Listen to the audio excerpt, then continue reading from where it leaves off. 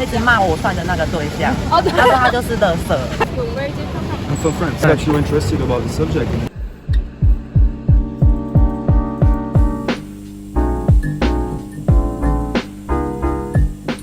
Hello， 大家好，欢迎回到一起来听神剧后，我是邦尼，我是 Becky。那大家还记得我们上一次跟大家说要跟大家介绍龙山寺的地下奥庙吗？对啊，其实龙山寺对面这边就是一个很有名的算命街，应该问一下来这边的观光客，看他们对算命有什么样的想法。没错，那我们现在就开始实践吧。请问你们有算过命吗？哦，真的吗？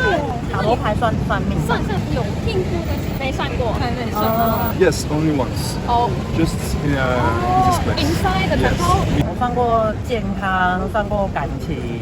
他的未来跟他的个性会有帮助。Since the time I had issues to stay in Taiwan because of my visa, so it was I'm working here. I'm a photographer and I'm doing a project about this area. 算命的动机是求助无帮，不知道找谁。平常会愿意花多少钱算命？我有朋友会花1000多块去算，我不太愿意花钱。I will not spend money on it. 他是算多久？他去算前世今生。也是算健康什么，我就算到死神牌，然后就是不太好那一种，然后算完他也说这个我不跟你收钱。我借你算。哦，真的，我的感想是，他有一直骂我算的那个对象，他说他就是垃圾。那你觉得他就是？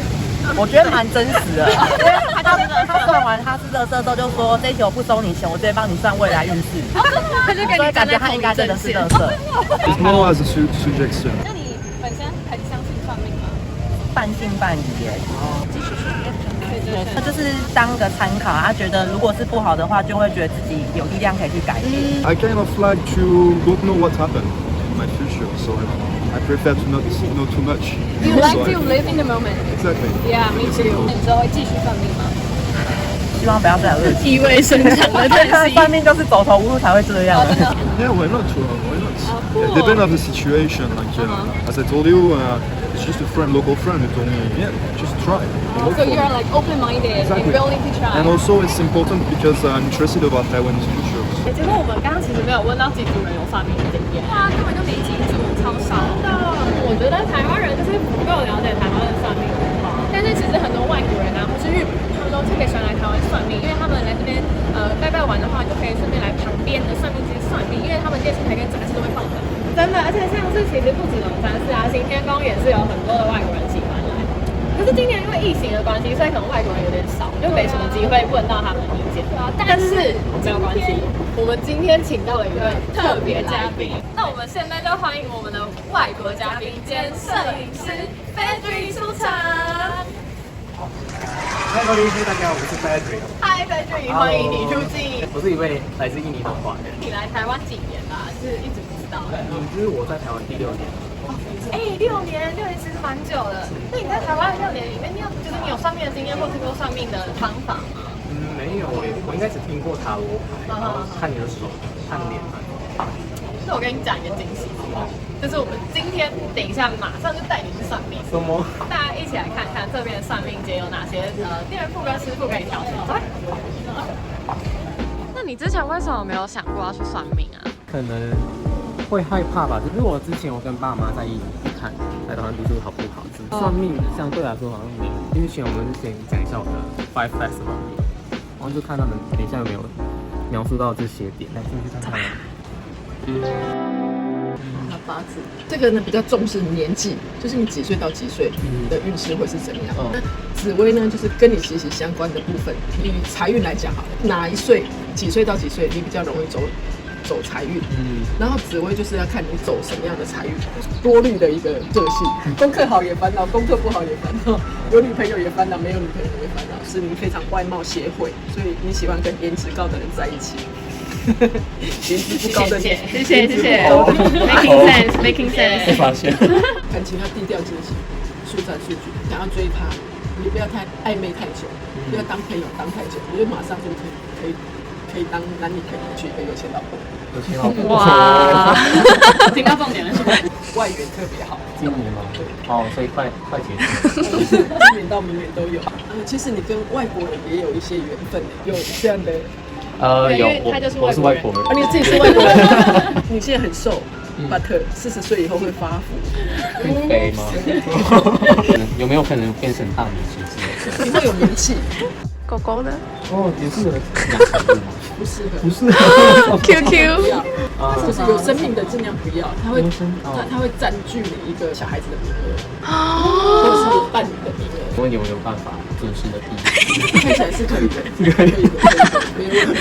你的考运很好，虽然你不怎么读书啊，但是你都会欧趴。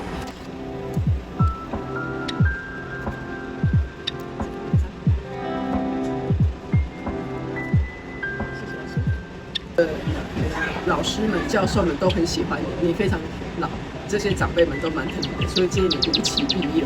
不久的将来会有另一半出现，这样是控制在8个以内的数量，不用太多。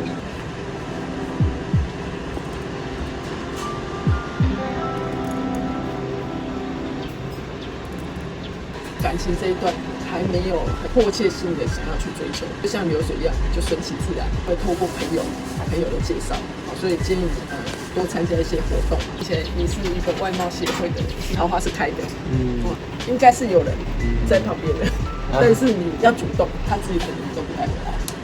这样子，这个就属于易经卦。那长期的话都是要用出生年月来算，那卦就是短期6个月以内的事情。那卦只是一个工具的不同，有不同的工具，这个也是一种工具。那文王卦也是一种工具。鸟卦为什么那么受欢迎？是鸟卦你们马上就可以清楚明白这个卦的含义是什么，因为它有图像。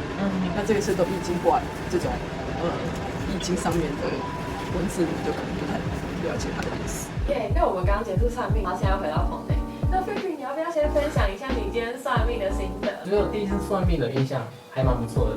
那你算了这4种，你最喜欢哪一种？喜欢那个很多字，你说紫薇，因为他之前有算一个是紫薇加八字一起。我自己个人其实很喜欢鸟卦，就是紫薇跟八字，这算比较常见吧。然后鸟卦是你一直有听说，但是从来没有看过。那印尼的话，就是你们有没有类似的这种信仰？我们印尼那边有当地的黑魔法。你说像那种 black magic， 是那个巫毒娃娃吗？也不是，可是如果你不喜欢一个人，你可以整他，然后给他吃一个东西，然后他会开始听你的话。天哪，这是合法的吗？惨了。东西呢，就来帮大家归纳一下价钱啊、时间，然后还有它的一些 tip。我先讲2个 tips。第一个 tip 就是孕妇不能算，小孩性别不能算，然后岁数也不能算。第二个是算命的话一定要收钱，就是不管你是请朋友算还是去外面算，不要想说要投机要那种免费的。你免费算命的话，就有点送礼的感觉，就会变成送命，所以这超可怕，这真的很可怕。所以你还是可以给个意思。在台湾算命的话，在算命街上看到平均的价钱1000，对，但其实我们有发现，就是那个标准差还蛮大的。那还是会跟你那个种类有差别。算的时间其实也是以种类不一样。对，那像我们今天算4种，然后差不多45到可能到1个小时。对，差不多。算之前也可以多准备一点问题，把你想要的问清楚，人生剧透看清楚。最后，我要再借用一下学长的梗。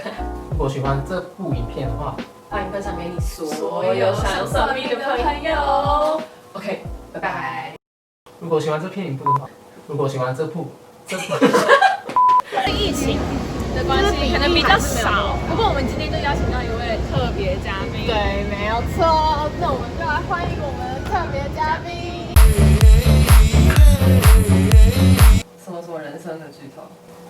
刚刚人生剧透是讲出来。什么人生的剧透？好，很快录完。好，再次。